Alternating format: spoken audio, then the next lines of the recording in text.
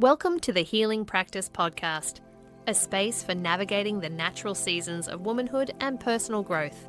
Hosted by Claire Cleaver, author, counsellor, and practitioner, this podcast explores the key stages of womanhood, from the first bloom of puberty, through fertility and birth, to the powerful transition of perimenopause and menopause. Drawing on years of experience supporting women and families, Claire shares practical insights and reflective tools designed to restore balance, release what's been held, and support emotional and physical well-being.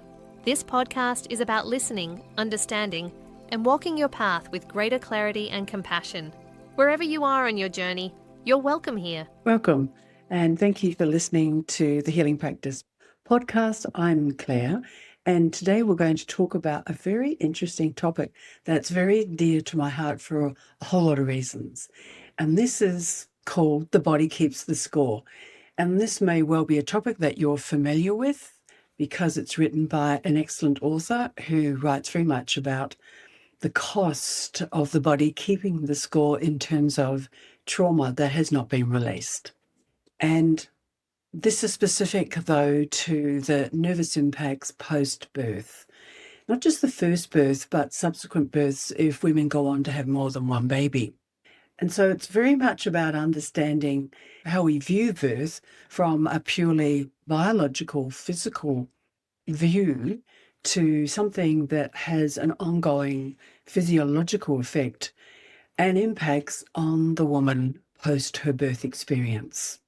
Because we so often compartmentalize the way the body works and how we understand it, yet the reality is the body is not a separate entity made up of all these little individual parts. Each part affects, impacts, and cooperates with all of the other parts. So we are very much a whole organism. And this is often a word that people think is a bit odd, organism. But nonetheless, we are an organism, and that is a lot better than saying a more intelligent animal, if you like. So I guess the unspoken truth is that birth doesn't end as a single event. And often we describe birth as the big day out, which it certainly is, with a few little surprises in store for the first mother and even for the more seasoned mother of second or third or even fourth babies. And in lots of other cultures, women have more than just 2 or 3 babies. And she would then certainly be called a more seasoned mother. But each birth, each single birth, brings its own differences in how she carries the baby, in how she births, and also the culture and the environment in which she births into. And each birth also has a very wearing effect, wear and tear on the mother's body, not just her body, but her whole psyche. And so this is the part that we want to just talk a little bit more about and get a little bit more understanding into the psychological aspects of birth as the woman goes on to become that more mature mother and in bringing up her children. So let's look at what we're going to talk about. And I think before we do more of that, let's look at the traumatic aspects of a difficult birth, because often for a first-time mother in a more westernized world where the birthing services are hopefully, what would we call them, good birthing services. And again, I'm talking about a more westernized world. And when I think of Australia in particular, we have access to mostly excellent birthing services, both in the public sector and in the private sector. But the sad thing about that is that the medicalisation of birth is really, really ramping up. And it used to be, when I was first teaching childbirth, this would be back in the 90s, early 90s, 1 in 10 women was likely to end up having a cesarean birth experience. 1 in 10. Now, it would be fair to say, and then it used to be around 2000s, roughly like 1 in 4. And I think in some hospitals, particularly the private hospitals where there is more of a risk-averse approach, that is likely to be higher. and particularly for first-time mothers. And the great sadness of that is that if a woman with her first baby, her first birth experience, she's educated, she's done her research, she's even written a birth plan, and she is greatly encouraged, and she's physically well and healthy, and her pregnancy has been well and healthy. If it isn't any of those, then of course there are going to be small deviations in terms of how that woman is going to be helped. But we're talking about the average woman who is on an average healthy, if you like, no problem, so to speak. And if that woman then ends up with a surprise cesarean experience, that can leave a big gap in a woman's understanding of what happened to me. I thought I had an expectation that I was going to have a pretty straightforward birth experience, and then it completely got taken away from her. The baby had some kind of fetal distress, and that is always a red flag for a medical intervention. But there are different ways in which that can be managed and how that red flag came to happen in the first place.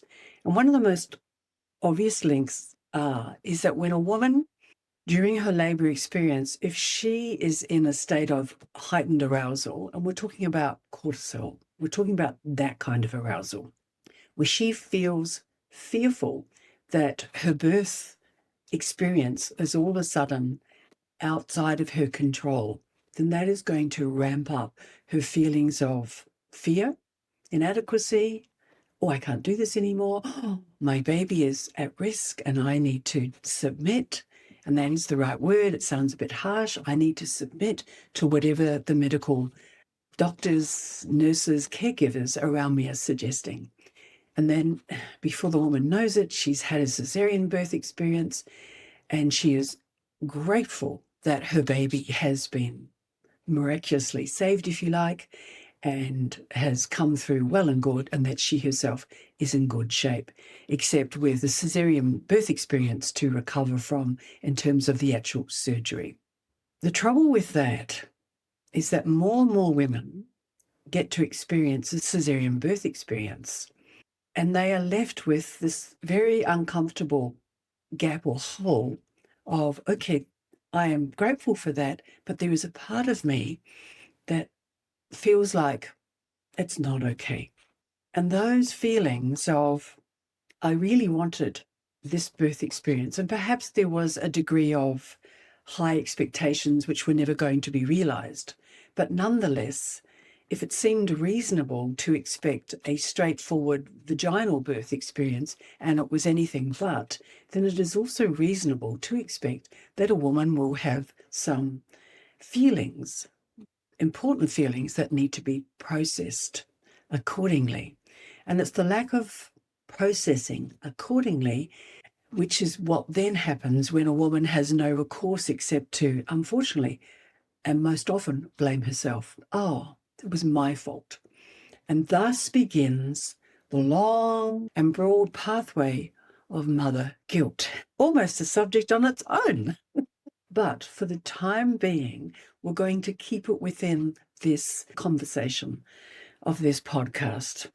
So a woman then gets blamed for having high expectations, as if her expectations should have been within the narrow confines of what the hospital was going to provide for her, with no fault accorded to the obstetrician or the nurses or the intention to fast track the labour in terms of induction and looking at the impacts on the side effects of what induction does to a woman's body. And generally speaking, without going into any details, a medicalised induction pushes a woman into experiencing her labour much more forcefully, and that is the correct word, and more dramatically than she can keep up with.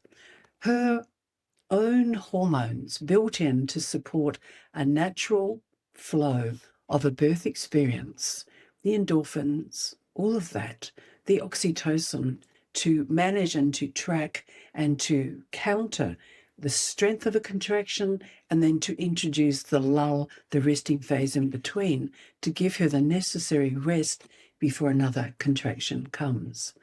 That is the flow, the ebb and flow of a labour, just like the sea, the ebb and flow, the wax and the wane. But if that is disturbed, as it is with medical inductions, pretty much she doesn't have a hope in being able to keep up with that increased flow of adrenaline, cortisol, and of course the synthetic oxytocin, which is now being pushed through her body.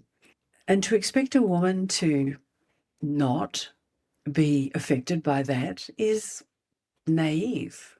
Not so much on the part of the woman, because she just doesn't know, but on the part of the caregivers, to not expect that there isn't going to be a reaction in her body, that she actually, for a lot of it, not going to be able to cope with the increased rush of synthetic oxytocin in her system.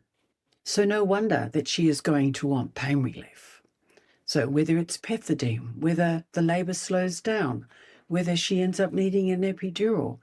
And so all of that then interferes with the normal ebb and flow, the building of contractions, the resting space in between, throughout the beginning to the end.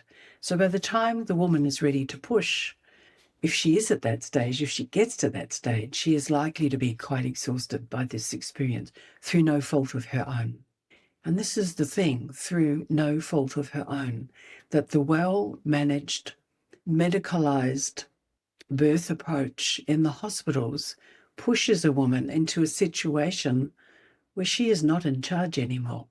So she is simply another woman that is forced to give birth under dire conditions.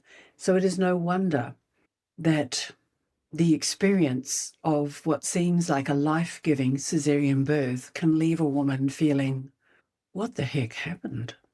And why am I feeling this sense of great disease, and yet at the same time I shouldn't feel this disease, but she does?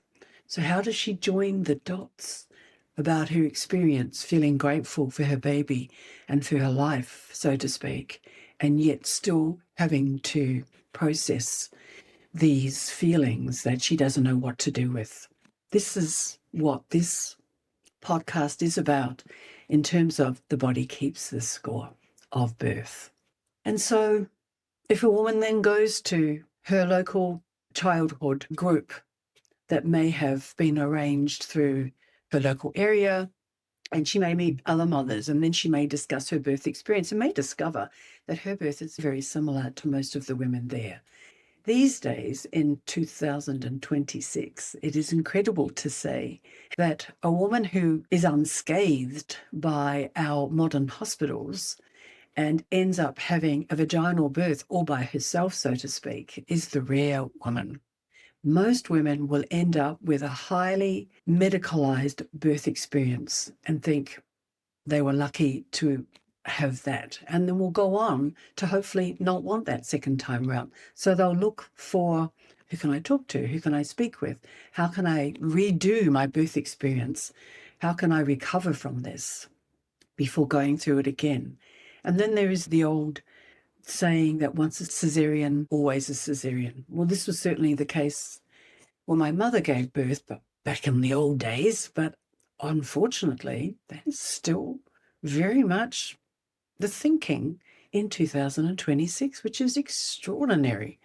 And for a woman to even think to want a vaginal birth after cesarean, it's, oh, what? Is she serious? And that woman has to work hard to have a sense of strong reclamation of being in her body, doing it her way. And she should be supported. And often that's not going to be within the hospital situation, which is where home births thankfully come into play. So let's look at what a woman can do and key ways to process the experience, of course, to talk with others. However, not everyone's going to be on the same page as you. Not everyone is going to think, well, gee, you should be so lucky that you got your baby. And what are you complaining about? And so it's extraordinary that women think to have personal autonomy in wanting a fabulous birth experience is almost like a bonus. It shouldn't be a bonus at all. It should be a woman's natural right to expect to birth well and under her own steam. And yet that is so often denied to her in the hospital situation as we have it now, and has been so for quite some time. And we seem to be going backwards in that one, unfortunately. So women need to take up the mantle and choose a different birth environment to experience a more positive and a more empowered birth experience. But for those women that can't or aren't able to do that, and you're left with these feelings of how do you process this unprocessed, partially unspoken, who do you talk to about that? So, of course, there's obviously people like me, and there are other people in your community that you can talk to.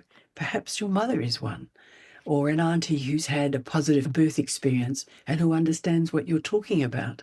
So it needs to be somebody who can hold your story and not come from a place of judgment. Generally speaking, friends who've experienced a similar birth experience are going to sit in that place of comparison. And we try not to do that, but often we do. So they are not necessarily the right person because their understanding is not embedded in the neutral. And if you do find somebody, it could be a psychologist, a psychotherapist. So my background is as a psychotherapist and a counsellor, and I have a strong background in birth education and still continue to support women having births and postpartum or postnatal, as past the 6 weeks, it's called that, to help process their births. And the extraordinary thing about the importance of processing a birth, it's not over at 6 weeks. It's going to flow through into your next pregnancy. There is the fear that sits there in a woman's mind and body. Is it going to be like my experience before? And so there is a holding, a reticence in the body. And generally the holding is going to be in the throat, not feeling comfortable about speaking about it. There is a holding in the chest, feeling comfortable breathing into it, and it's trapped there. And then it's certainly going to be trapped there in your abdomen, in your pelvis, and that in your uterus. So those holding parts are what we would want to encourage you to be able to tap into, to have a dialogue. It's a good word in this case, to have a dialogue between all these parts that are held, that are caught stuck in the trauma of your birth experience, and to be able to process and let that go. So the vagus nerve is a fascinating nerve. I have talked about that in a previous podcast, so I'm really just going to touch on it here. It originates in the brainstem. It's called the 10th cranial nerve, and it's called the wandering nerve because it goes all the way from the brainstem, all the way through your throat, chest, and abdomen. And every time you have a good experience, a happy experience, like a good meal, like good sex, remember that, good sex, those happy belly laugh experiences, that triggers your vagus nerve to send little corresponding messages, which goes back to your brainstem, not the other way around. So it's our experience that triggers off the vagus nerve. And so what you can do is to help your own self-processing is to articulate it. That is the first thing, to be able to free it up from your frozen vocal cords, because the vagus nerve touches so close to the vocal cords, which is why articulation is key to activating the vagus nerve, but to letting go of your own trauma and stress related to your birth experience, and to let it out of the body, to talk about it, to notice how difficult it can be to talk about it, to still keep talking about it. To notice when there's a catch in your chest when you do talk about it and you feel like you restrain yourself because you might cry about it. To take a breath, touch that part of the chest, to delicately touch that part of the throat, to recognize that there is a connection. Chest tight, throat tight, needing to free that up, to talk about it, to let go. So to breathe more breathe into it. And often the breath I like really is the quick breath in, the hold, and to the slow letting go. And you can count if you like, but it isn't necessary. Breath in, little hold, and to breath out. 3 times is the ideal. Breath in, little hold, and to breathe out. And those 3 breaths in that way will help to reset your nervous system, which is what you want. Then go down to belly. 2 hands on the belly, 1 on the chest, completely up to you, knowing that your vagus nerve is connected to all of this and will stimulate and activate all of those based on the feelings that you experience in your abdomen first. So breathe in. Again, the same. Breathe in, a little hold, and then breathe out. 1 hand on your heart. That feels nice, actually. It feels more balanced. 1 hand on your belly, a little hold. Close your eyes if you wish to really savor the breath, and then breathe out. That's 2. I'm going to do 1 more. Feel how good it feels to breathe. And then to notice what the feeling was that was stuck in the throat. Check, is it there again? What was it? And it may come back, but that will soften it. And so these are the quick, immediate things that you can do to reset your nervous system. And at the same time, you will act your vagus nerve that's wandering all through your body to good effect. And of course, in bed, the jaw. Don't worry about is your face looking all funny or wrinkly when you play with it? It's your face. You're allowed to make it look all funny. And if you have other children, this is always good to do it in front of them because they will laugh with you as you move your face around. So again, I've talked about this in other podcasts, tapping into the jaw, because that's the holding part. Yes, into the jaw with it. Mandible and the maxilla, the top, the upper and the lower jaw join. Lovely little chewy bits in there that you just want to get into and just feel that move. So these are quick ways to tap into your body, to settle into it, to process all of those unspent, unprocessed feelings, and to look at some stage, is that working for you? And if you need more support with that, then most certainly to do that. So I hope that's helped give you some information, and that all of this lack of processing is not just there's something wrong with you. No, there isn't anything wrong with you. The important thing about that is that your body is constantly reminding you about the good things that are happening and also the bad things. We don't like the word bad anymore. It's got to be negative. I'm a fan of bad. It's plain language. The bad things that have happened to us. And if you are not processing them in some way, understanding why they happened, how they happened, because you need to have information about them in order to be able to go, that happened for that reason. Okay, I get it now. And then they needed to do this. And even though I wasn't all that happy about that, that needed to happen. So it allows you the information, the space then to make an informed decision, rather late in the piece, but better than late in the piece than not at all, to then go, I get it. I can let it go. And so that's why it's still hanging around, because you need to process it. And that's what processing is, in order to let it go, in order to do it again, if you want to. So I hope this has been helpful, and thank you for listening. You've been listening to the Healing Practice podcast with Claire Cleaver. If today's episode resonated, you're invited to continue the journey with Claire beyond the podcast. You'll find books, guided resources, workshops, and opportunities to work with Claire one-to-one at thehealingpractice.com.au. Whether you're seeking support, understanding, or a deeper connection to the season of life you're in, there's space there to explore at your own pace. Until next time, trust your body's wisdom, honour where you are, and move gently through the season you're living.